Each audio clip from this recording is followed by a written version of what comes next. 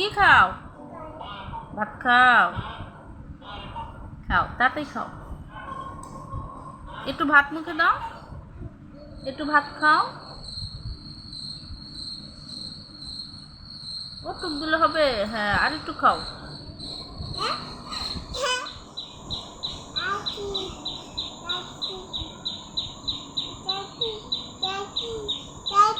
Cartoon? হ্যাঁ, পাখি, হাঁস। খাও আব্বু, খাও খাও, একটু রানটা খাও। একটু ধরো, হ্যাঁ, ধরে খাও একটু, তাহলে হাত দিলে হবে, খাও।